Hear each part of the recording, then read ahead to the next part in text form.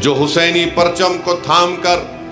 وقت کے فرعونوں سے، نمرودوں سے پنجہ آزمائی کر رہے ہیں تو وہ فلسطینی ہیں۔ وہ ظالم بنیامین نتنیاہو کی حکومت کا خاتمہ بھی کرے اور اللہ ان لوگوں سے اپنا حساب کرے۔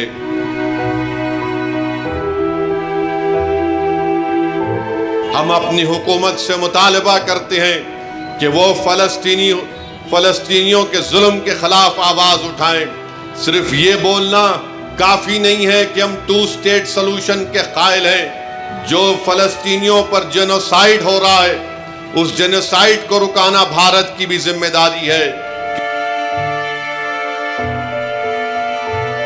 کہ غزہ میں جو معصوم فلسطینیوں کا قتل عام ہو رہا ہے، نسل کشی ہو رہی ہے، جینوسائیڈ ہو رہا ہے، ہم اس کو بھی نہ بھولیں، کیونکہ ایسا لگتا ہے کہ پوری مسلم دنیا اور جو مسلم ممالک کے ذمہ داران ہیں وہ خاموشی بنائے بیٹھے ہیں، مگر آج ہم دیکھتے ہیں کہ وہ بہادر فلسطینی جو پچھلے 70 سال سے بیت المقدس اور مسجد اقصیٰ کو بچانے کے لیے اپنی جد و جہد کر رہے ہیں،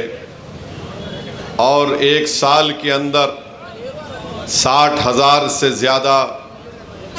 فلسطینیوں کا قتل اسرائیل کی بنیامین نتنیاہو کی ظالم حکومت نے ان پر حملہ کر کے قریب 60,000 فلسطینیوں کی جانیں لیں۔ 2 لاکھ فلسطینی غزہ میں لاپتہ ہیں، مسنگ ہیں، یا تو وہ کسی بلڈنگ کے ملبے میں پھنسے ہوئے ہیں یا پھر کسی بلڈنگ کے ملبے میں پھنسے ہوئے ہیں اور ان کی لاشیں ان کے خاندان کو نہیں ملتی ہیں۔ آپ کو جان کر تکلیف ہوگی کہ ورلڈ ہیلتھ آرگنائزیشن نے کہا کہ غزہ میں ایسے 10,000 فلسطینیوں کو فوری وہاں سے نکالنا چاہیے تاکہ ان کو ایسے اسپتال میں ان کا طبی علاج کیا جا سکے، کیونکہ ان کو بہت گہرے زخم لگے ہیں اسرائیل کی بمباری اور اسرائیلی فوجوں کے حملوں کی وجہ سے۔ یہ WHO کی رپورٹ ہے کہ 10,000 فلسطینیوں کو فوراً نکال کر دوسرے اسپتالوں میں منتقل کرنا چاہیے۔ دنیا کہہ رہی ہے کہ غزہ میں پوری دنیا میں سب سے زیادہ اگر بچوں کے ہاتھ اور پیر کٹے ہوئے ہیں تو غزہ میں ایسے 10,000 سے زائد بچے جن کے ہاتھ اور پیر کٹے ہوئے ہیں۔ میرے عزیز دوستوں اور بزرگوں، ہم یہ بھی دیکھتے ہیں کہ امریکہ اور اسرائیل کی طرف سے ایک غزہ ہیومینیٹیرین فاؤنڈیشن بنایا گیا جو غزہ میں اسرائیل ظالم نتنیاہو کی حکومت نے حملہ کیا تو 12 لاکھ لوگوں کے گھر توڑ دیے گئے بمباری سے۔ 12 لاکھ لوگ غزہ میں بے گھر ہیں، ہزاروں لاکھوں کی تعداد میں لوگ بھوکے ہیں۔ تو یہ GHF نامی فاؤنڈیشن جب ان معصوم فلسطینیوں کو کہہ کر بلاتا ہے کہ آؤ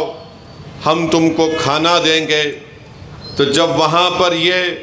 فلسطینی پہنچتے ہیں تو ان پر فائرنگ کی جاتی ہے۔ اس فائرنگ میں 830 فلسطینیوں کی جانیں جا چکی ہیں۔ میرے عزیز دوستوں اور بزرگوں، ہم اپنی دعاؤں میں ان فلسطینیوں کے لیے دعا کریں۔ ہم اپنی دعاؤں میں اللہ سے دعا کریں کہ اللہ وہ ظالم بنیامین نتنیاہو کی حکومت کا خاتمہ بھی کرے اور اللہ ان لوگوں سے اپنا حساب کرے۔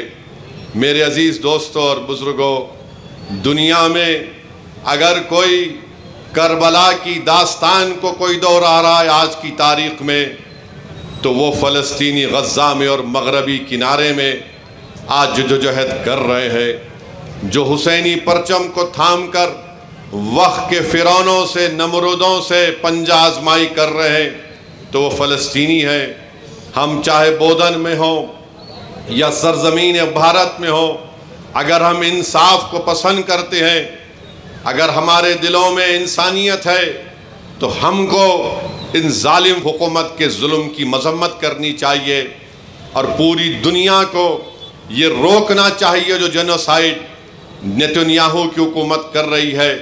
جس کو انٹرنیشنل کرمنل کورٹ نے،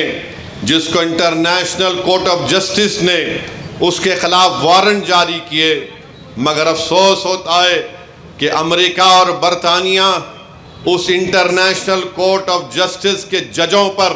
سینکشن لگاتی ہے کہ کیسے تم نے نیتنیاہو اور اس کے وزراؤں کے اوپر آپ نے وارنٹ کو جاری کیا۔ میرے عزیز دوستوں اور بزرگوں،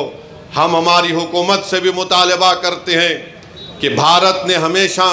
فلسطینیوں کا ساتھ دیا، چاہے وہ نہرو ہو یا پھر گاندھی ہو، انہوں نے ہمیشہ فلسطینی کاز کی تائید کی۔ ہم اپنی حکومت سے مطالبہ کرتے ہیں کہ وہ